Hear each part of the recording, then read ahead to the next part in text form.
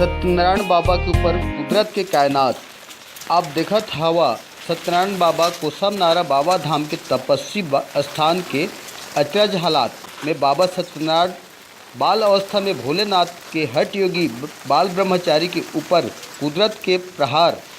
19 तारीख हनुमान जयंती के दिन रात 8:30 बजे बेमौसम के बारिश के नज़ारा जेमा आसमां के ओला बर्फ कारा पत्थरा तपस्वी के ऊपर सीधा प्रहार हुआ थे।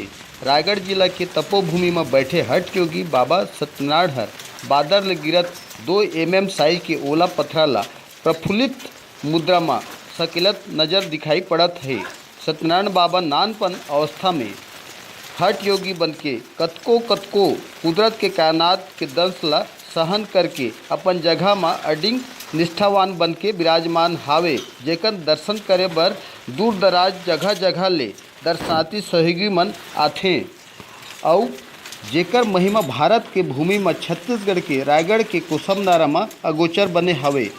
जिन तपस्वी के वर्णन कलयुग में कतनो ज्ञानी विद्वान संत मन के समझ ले अनभिज्ञ बने हवे, जेकर गुणगान समूचे बाबा भक्त प्रेमी मन के सत्यनारायण बाबा के दर्शनार्थ ले देखा जावत है। हमार चैनल में छोटे बड़का जानकारी पाए बर सब्सक्राइब करा, लाइक करा, कमेंट करा। छत्तीसगढ़िया 24 घंटा ले मैं केशव महंत, ब्यूरो प्रमुख, रायगढ़।